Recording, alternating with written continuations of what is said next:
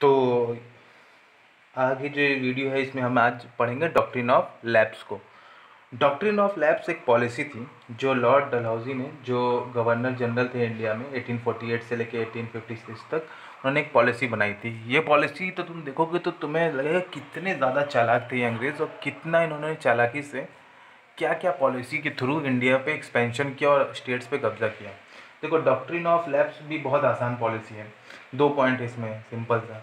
If a ruler died without a male heir, अगर कोई ruler, कोई राजा मर जाता है किसी बेटे या मेल संतान के, जो मेल वंश होता है उसका सन, बेटे के बिना, तो उसका किंगडम जो होता है, his kingdom would pass into the hand of British, तो उसका जो राज्य है वो कंपनी अपने हाथ में ले लेगी।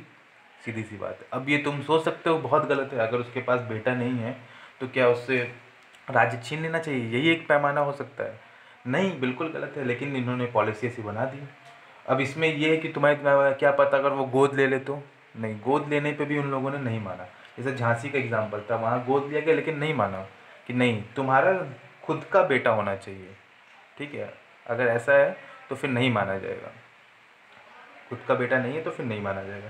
तो इस तरीके से उन्होंने ये जो पॉलिसी बनाई डॉक्ट्रिन ऑफ लैप्स, कि अगर कोई रूलर मर जाता है बिना किसी संतान के, मेल संतान के, लड़के के बिना, तो उसका जो राज्य है वो ब्रिटिश के हाथों में चला जाएगा। इस तरीके से उन्होंने बहुत सारे स्टेट्स पर कब्जा किया। सतारा 1814 में चला गया, संबलपुर चला गया 50 में, उदयपुर 1852 में गया, नागपुर गया 53 में, और झांसी, जिसका तुम लोगों ने, ज़्यादातर लोगों ने सुना ना, झांसी की रानी, तो वो झांसी स्टेट भी 1854 में चला गया। झांसी की रानी की कहानी तुम लोगों ने, ज़्यादातर लोगों ने सुनी होगी, खूब लड़ी मर्दानी वो तो झांसी वाली रानी थी। तो उन्होंने झांसी की, जब अंग्रेज़ों ने झांसी पर कब्जा किया तो वहाँ की जो रानी थी, रानी झांसी, वो नहीं मानी। उन्होंने कहा ठीक है, तुम अगर ऐसा करना चाहते हो तो ठीक है। उन्होंने आखिरी दम तक लड़ाई करी और वो लास्ट में वॉर जोन पे शहीद हो जाती हैं, मैदान जंग में शहीद हो जाती हैं। तो बहुत सारे नहीं भी माने, जो नहीं माने वो लड़ाई की और शहीद हो गए। तो ये पॉलिसी देखो कितनी खतरनाक है। सिर्फ और सिर्फ किसी के पास अगर बेटा नहीं है तो उसके राज्य को तुम ले लोगे, और कितने राज्य को उन्होंने ले भी लिया। अब 18, इसके बाद यही एक तरीका नहीं था लेने का, एक और तरीका उन्होंने क्या किया, 1856 में उन्होंने क्या किया, Awadh was annexed on accounts of mal administration और मिस गवर्नमेंट।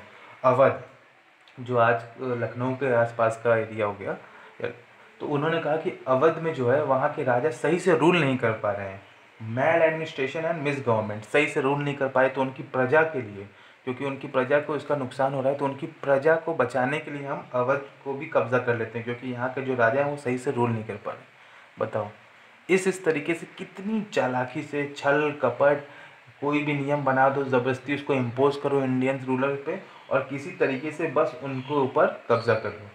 क्यों ये, इसके बाद यहाँ के लोग बहुत गुस्सा भी होते हैं अवध के। आगे पढ़ के चलोगे, 1 साल बाद एक रिवोल्ट होता है जिसको हम लोग कहते हैं रिवोल्ट ऑफ 1857। फर्स्ट रिवोल्ट था वो अंग्रेज़ों के खिलाफ, एक बहुत बड़ा, पूरे इंडिया से कह सकते हो, इंडिया के कई पार्ट से एक रिवोल्ट हुआ था। वो पढ़ोगे आगे बुक में कि 1857 की क्रांति, ये फर्स्ट रिवोल्ट ऑफ 1857, वो पढ़ोगे आगे चल के। तुम देखो अवध को कितनी चालाकी से उन लोगों ने कब्जा किया, कहा कि आप मैल एडमिनिस्ट्रेशन और मिस गवर्नमेंट, आप सही से चला नहीं पा रहे अपने राज्य को, तो प्रजा की भलाई के लिए हम इस राज्य को भी अपने अंडर लेना पड़ेगा। और बाकी डॉक्ट्रिन ऑफ लैप्स तुम लोगों ने देख ही लिया। तुम लोगों ने सब्सिडी अलायंस देखा। सब्सिडी अलायंस तो देखो कितनी चालाकी थी उसमें। सब्सिडी अलायंस में सीधा चालाकी क्या थी, आर्मी नहीं रखनी है, हमारी आर्मी रखो, पैसा भी तुम ही दोगे, और नहीं दे पाओगे तो तुम्हारे पार्ट को हम पेनाल्टी के रूप में तुम्हारी किंगडम का कुछ पार्ट ले लेंगे। और इस डॉक्ट्रिन ऑफ लैप्स में भी कहीं पे भी तुम्हें कोई जस्टिफिकेशन नहीं दिखेगा, सिर्फ और सिर्फ लालच दिखेगा, सिर्फ और सिर्फ कैसे भी करके, कुछ भी करके इनको कब्जा करो। और उन लोगों ने तो क्लेम ऑफ पैरामाउंटेसी कर ही दिया था कि हम सबसे ऊपर हैं, सबसे सुप्रीम हम हैं। जब अपने आप को सबसे ऊपर मान लिया तो उनको लगा कि बाकी लोग तो हमसे नीचे ही हैं, इंडियन स्टेट्स वालों को हम जब चाहे तब हटा सकते हैं। अवध के साथ उन्होंने यही किया कि आप सही से रूल नहीं कर पा रहे हैं अवध के रूलर, तो उनके प्रजा को खातिर, उनकी प्रजा की बेहतरी की खातिर हमें ये कदम उठाना पड़ेगा। उन्होंने उसको, अवध को भी अनेक्स कर लिया है, अवध को भी कब्जा कर लिया। अब तो तुम देखो इंडिया के काफ़ी ज़्यादा स्टेट्स इनके पास आ चुके थे, झांसी, हैदराबाद, अवध, नागपुर, सतारा, संबलपुर, अफ़गानिस्तान आ चुका था, पंजाब आ चुका था, बंगाल था तुम्हारा, मराठा एरिया था, मैसूर था, काफ़ी एरिया इनके अंडर में आ चुका था। अब जब इन लोगों ने बहुत सारे स्टेट्स पे कब्जा कर लिया, तो अब इनको चलाने के लिए एडमिनिस्ट्रेशन, अब किसी भी चीज़ को चलाने के लिए, अच्छे से चलाने के लिए उसको डिवाइड कर दिया था कि एडमिनिस्ट्रेशन होना चाहिए ना, ये कैसे चलेगा, क्या चलेगा। तो उन लोगों ने एक एडमिनिस्ट्रेशन बनाया। उस अगले टॉपिक में है सेटिंग अप न्यू एडमिनिस्ट्रेशन, किस तरीके से इस चीज़ को चलाया जाए। अब रूल तो करना है तो कैसे रूल किया जाए। तो जो सेटिंग अप एडमिनिस्ट्रेशन में तुम पढ़ोगे कि British territories was broadly divided into administrative units called presidency. तो जितने भी इन्होंने ब्रिटिश टेरिटरी थी उनको उन्होंने 3 यूनिट में डिवाइड कर दिया, जिसको हम लोग कहते हैं प्रेसिडेंसी। 3 यूनिट में कौन से 3 यूनिट में डिवाइड कर दिया? Bengal presidency, Madras presidency and Bombay presidency. अब एक हर प्रेसिडेंसी के एक हेड था जिसको कहते थे गवर्नर। हर प्रेसिडेंसी का एक गवर्नर होता था, हर प्रेसिडेंसी का एक हेड होता था जिसको गवर्नर कहते थे। अब इन गवर्नर का भी एक हेड होता था, जो पूरे इंडिया का एक हेड होता था जिसको कहते थे गवर्नर जनरल। याद करो जब मैंने फर्स्ट चैप्टर पढ़ाया था तो मैंने क्या बताया था कि इंडिया का फर्स्ट गवर्नर जनरल कौन था। जिसको जिसको याद है आंसर कमेंट सेक्शन में लिख देना। तो इंडिया का फर्स्ट गवर्नर जनरल थे वॉरेन हेस्टिंग्स। ठीक है, अब तुमने यहाँ तक देख लिया कि एडमिनिस्ट्रेशन के लिए उन्होंने अपने पूरे जितने भी ब्रिटिश टेरिटरी थी उनको 3 पार्ट में ब्रॉडली डिवाइड कर दिया, जिसको उन्होंने क्या कहा? Presidency, Bombay presidency, Madras presidency and Bengal presidency. हर प्रेसिडेंसी का एक हेड होता था जिसको गवर्नर कहते थे, और उन सारे गवर्नर का पूरा एक हेड होता था जिसको कहते थे गवर्नर जनरल। अब जब इन लोगों ने डिवाइड कर दिया, गवर्नर जनरल बना दिया, तो जो गवर्नर जनरल वॉरेन हेस्टिंग्स थे उन्होंने बेसिकली बहुत सारी चीज़ें की, लेकिन उनका जो जुडिशरी में उन्होंने बहुत ज़्यादा काम किया। जुडिशरी की फील्ड में, जस्टिस की फील्ड में उन्होंने बहुत ज़्यादा काम किया। क्या क्या किया? देखो, हर डिस्ट्रिक्ट लेवल पे उन्होंने 2 कोर्ट बनाए। डिस्ट्रिक्ट लेवल पे court was divided into 2 part. एक था क्रिमिनल कोर्ट, दूसरा था सिविल कोर्ट। क्रिमिनल कोर्ट को कहते थे फौजदारी अदालत, और सिविल कोर्ट को कहते थे दीवानी अदालत। इसमें क्रिमिनल से रिलेटेड सारी चीज़ें, जैसे किसी का मर्डर हो गया, ये सारे केसेस जो इसमें चलते थे, और बाकी जो चीज़ें बची वो दीवानी अदालत में चलती थी। अब यहाँ एक चीज़ ध्यान देना, सिविल कोर्ट का जो हेड होता था, या सिविल कोर्ट को जो लिखता था, वो होता था यूरोपियन या कोई अंग्रेज। ठीक है, European district collector, European district collector. लेकिन जो क्रिमिनल कोर्ट था वो अभी भी देखते थे इंडियन काजी और मुफ्ती। अब ये काजी मुफ्ती कौन होते हैं मैं आगे बताऊंगा। अब इंडिया के लॉ को इंटरप्रेट करने के लिए, जैसे हिंदू लॉ अलग था उस समय और मुस्लिम का लॉ अलग था, तो maulvis and pandits interpreted Indian laws for European district collector who presided over civil court. European district collector who presided over civil court. Civil court में अभी कौन प्रिसाइड करता था? European district collector. और क्रिमिनल कोर्ट में कौन प्रिसाइड करता था? क्रिमिनल कोर्ट पे काजी एंड मुफ्ती प्रिसाइड करते थे। काजी एंड मुफ्ती।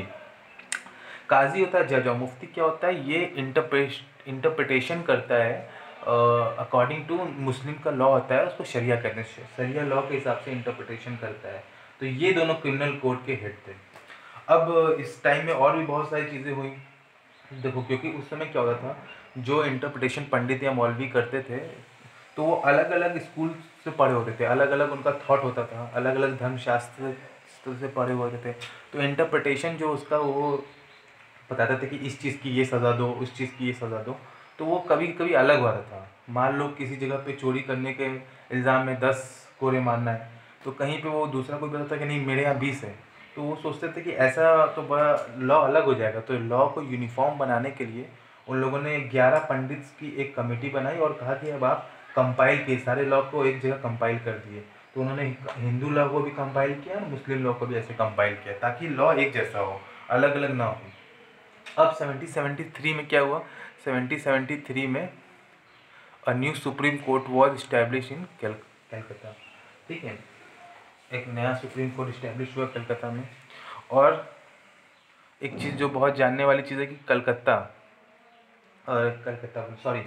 कलेक्टर, जो तुमने अभी तक पढ़ा, जो सिविल कोर्ट में प्रिसाइड करता था कलेक्टर, वो डिस्ट्रिक्ट लेवल है ना, ये तुम्हारा डिस्ट्रिक्ट लेवल, इस लेवल पे कलेक्टर हेड होता है।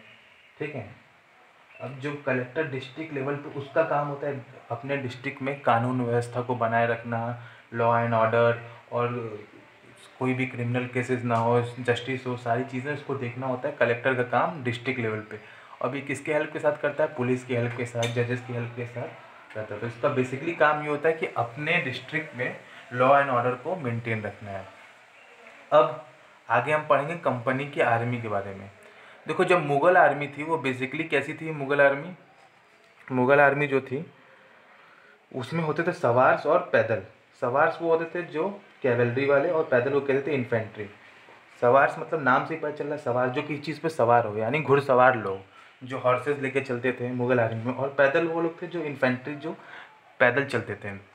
अब मुग़ल आर्मी में हॉर्समैन थे और इन्फेंट्री थे, तो ये लोग आराम से चलते, और अपना मुगल्स ने इनको ट्रेनिंग दी हुई थी तीरंदाजी में, जिसको कहते हैं आर्चरी है, तलवार चलाने में, स्वॉर्ड, यूज़ ऑफ स्वॉर्ड में तो ट्रेनिंग दी हुई थी।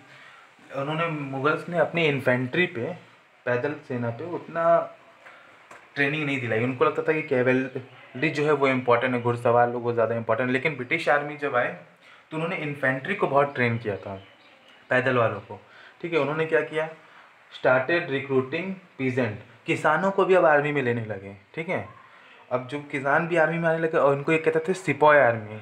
सिपॉय आर्मी क्यों कहा जाता था? सिपाही वर्ड से ये एंग्लिसाइज वर्जन है सिपॉय। ठीक है, अब उनको ट्रेनिंग देने लगे, यूरोपियन स्टाइल ट्रेनिंग, डिसिप्लिन, सब कुछ सिखाते, और अपनी आर्मी को बहुत अच्छे से वो सोचते थे एक मजबूत और डिसिप्लिन आर्मी हमें मेंटेन करनी है। यहाँ पे एक प्रॉब्लम क्या है? देखो, कोई भी रूल जो होता है वो सबके ऊपर अप्लीकेबल करोगे, खास करके जब लोग अलग अलग कम्युनिटी से आए हों, अलग अलग कास्ट से आए हों, तो उनके ऊपर जब अप्लाई करोगे, आर्मी क्या है, आर्मी में तो एक रूल चलेगा, तो वही बहुत सारी चीज़ें बहुत लोगों पे अप्लीकेबल होती थी, तो बड़ी दिक्कत होती थी। अब कोई इसमें हिंदू है, कोई मुस्लिम है, कोई अलग अलग कास्ट से हैं, बहुत सारी चीज़ें होती हैं जो वो ब्रिटिशर्स इम्पोज करते थे, तो उनको अलग अलग कास्ट और रिलीजन वालों को वो चीज़ मानने में बहुत दिक्कत होती थी। बिल्कुल दिक्कत होगी। कोई चीज़, कोई मान लो एक खाने की हैबिट है, जो चीज़ वो खाएंगे, बहुत सारी चीज़ ऐसे खाने की चीज़ होती हैं जो ये इंडियंस नहीं खाते थे, तो उनको क्या लगता था कि ये हमारे रिलीजन के खिलाफ है, और बहुत सारी चीज़ें, इससे असंतोष की भावना आ गई सैनिकों में। ठीक है, और उसके बाद क्या हुआ वो पता चलेगा। 1857 जो बार बार मैं बोल रहा हूँ वो इसी चैप्टर में है, इसी बुक में है, आगे पढ़ोगे कि जितनी फीलिंग्स अंदर आ रही थी सैनिकों के, एकाएक वो एक बार में निकली 1857 में, और बहुत बड़े लेवल पे निकला, जिससे फर्स्ट वॉर ऑफ इंडिपेंडेंस कह लो, फर्स्ट रिवॉल्ट कह लो, 1857 में हुआ था। तो यहाँ तक हमने देखा कि इंडियन आर्मी कैसी थी, ब्रिटिश आर्मी कैसी थी। ब्रिटिश आर्मी को बहुत ट्रेन किया गया। अब कंक्लूजन क्या है इस चैप्टर का? वो तो आसानी से तुम बता सकते हो कि देखो, एक कंपनी जो ट्रेड करने आई थी, बेसिक ऑब्जेक्टिव था ट्रेड करना, किस किस तरीके से, क्या क्या पॉलिसीज़ के through from trade to territory business करने आई थी, अब टेरिटरियों पे कब्जा करने लगी। यही इस चैप्टर का नाम भी था, और तुम्हें अब मेरे ख्याल से समझ में आ गया होगा कैसे फ्रॉम ट्रेड टू टेरिटरी की तरफ चले गए, क्या क्या पॉलिसी नहीं अपनाए। क्विक रिवीजन देख लो। सबसे पहले बंगाल में आए, बैटल ऑफ प्लासी हुआ, प्लासी में उन्होंने मीर जाफ़र को अपनी तरफ कर लिया। मीर जाफ़र के बाद उन्होंने बैटल ऑफ प्लासी के बैटल ऑफ बक्सर जीत लिया। फिर दीवानी राइट मिल गया 1765 में। उसके बाद इन लोगों ने दीवानी राइट मिलने के बाद और अपनी क्या क्या पॉलिसीज़ की, सब्सिडरी अलायंस की पॉलिसी जान गए तुम लोग, कैसे वो अपनी आर्मी नहीं रखनी है, ब्रिटिश की आर्मी रखनी है, पैसा भी तुम ही दोगे, और नहीं दे पाए तो राज्य भी तुम्हारा ही लेंगे। फिर डॉक्ट्रिन ऑफ लैप्स तुमने जाना कि अगर तुम्हारे पास कोई बेटा नहीं है किसी राजा के पास, तो तुम्हारा राज्य जो है वो ब्रिटिशर्स ले लेंगे। फिर तुमने क्या देखा, वो क्लेम ऑफ पैरामाउंटेसी को भी तुमने समझा। फिर तुमने देखा कि गवर्नर जनरल का कंसेप्ट क्या होता था। फिर क्रिमिनल कोर्ट और सिविल कोर्ट के बारे में जाना, और वो काजी एंड मुफ्ती के बारे में जाना, तो कंपनी आर्मी के बारे में जाना। तो ये सारी चीज़ें इस चैप्टर में तुमने पढ़ा, और कैसे देखा कि किस तरीके से अपॉर्चुनिटी को यूज़ करते करते, छल कपट के थ्रू, और हाईली बायस्ड, मतलब भेदभाव वाली थ्योरी, ऐसी ऐसी पॉलिसी बनाई जिसमें बहुत कहीं से भी जस्टिस नहीं था। उस सारी पॉलिसीज़ के थ्रू उन्होंने इंडियंस की कई टेरिटरीज पे कब्जा कर लिया। कहा जाता है कि 1857 तक 63% ऑफ इंडियन टेरिटरी, पूरे इंडिया का 63% territory and 78% of the population was under the company. 78% population और 63% इंडिया के टोटल जो लैंड वो कंपनी के अंडर ना गए। सिर्फ ये तो इनके अंडर था, जो इनके अंडर था, और बहुत सारा इनडायरेक्ट था, मतलब कि जिस राजा तो वो बने हुए हैं, लेकिन जो ये बोलेंगे वही वो करेंगे, जो पपेट रूलर इसको कहते हैं। तो यहाँ तक हम लोगों ने देखा किस तरीके से एक कंपनी जो ट्रेड से टेरिटरी की तरफ आई, यही था इस चैप्टर में। That's all for today. If you have any doubt please write the doubt in the comment section. Thank you. Have a very nice day.